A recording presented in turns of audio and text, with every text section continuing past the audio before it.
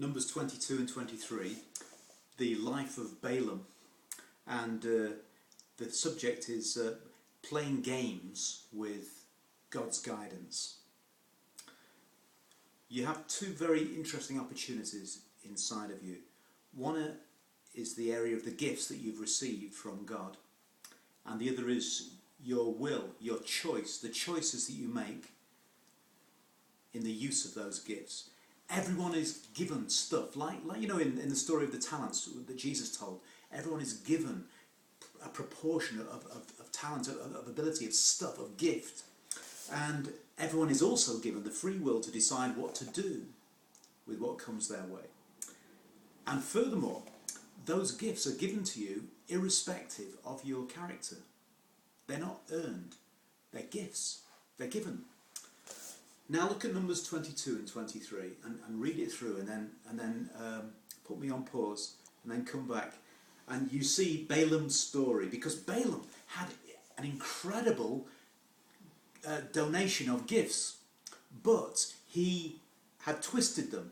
And he twisted them because he had ambition and because he had greed. And his ambition made those gifts subservient to people's admiration of him.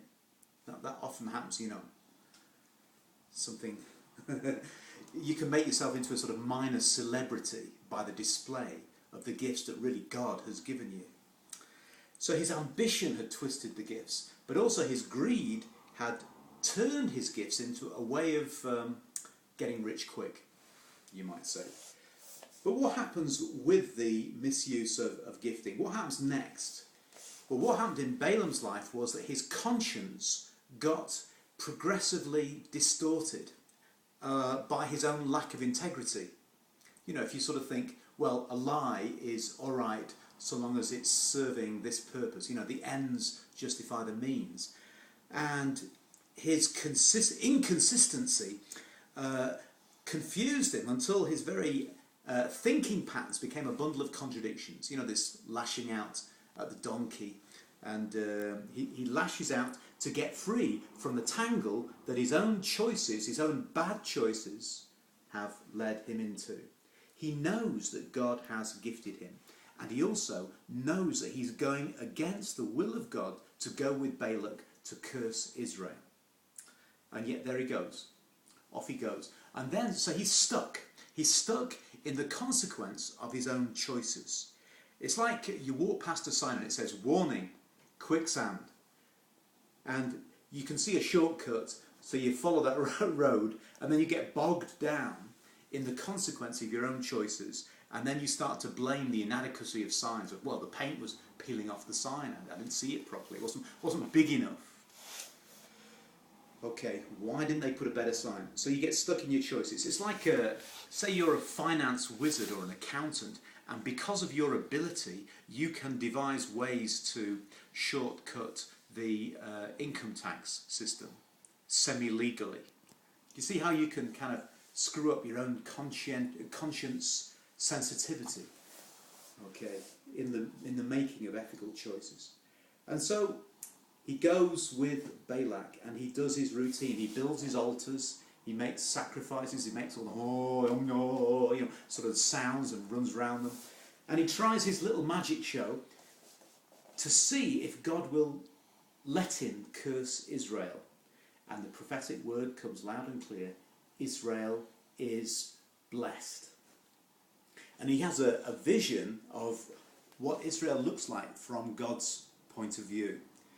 A nation too huge to give Balak any chance of success in any prospective war that's coming his way. He says, who can count the dust of Jacob and the number of the fourth part of Israel? The nation is too strong. Get this, isn't this incredible?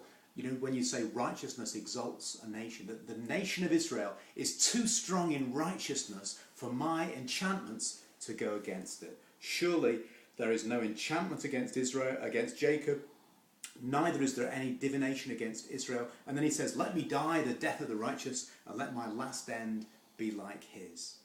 Okay, he has misused his gifting, and he's got himself stuck.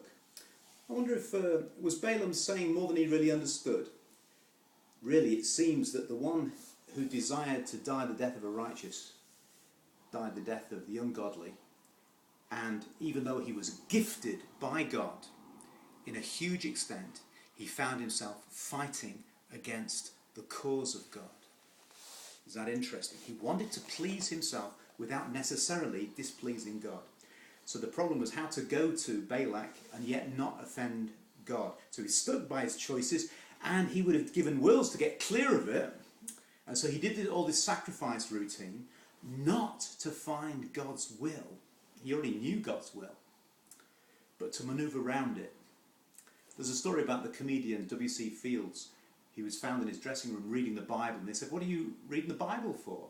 And he said, "I'm looking for loopholes."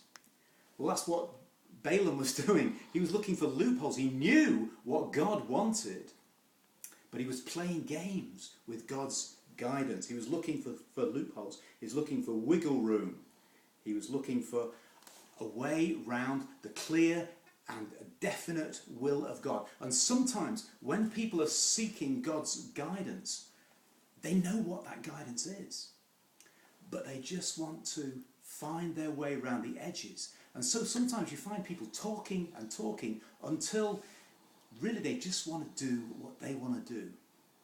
And no amount of human advice, no amount of supernatural intervention is going to change the power of their own will to make their own choice. Don't make games with God's guidance. It says very clearly in the Bible, God leads us in paths of righteousness. And you know very well that if you're making a choice that is only semi-righteous, then you're cutting against it. Amen? Do you hear it? Okay, God bless you today.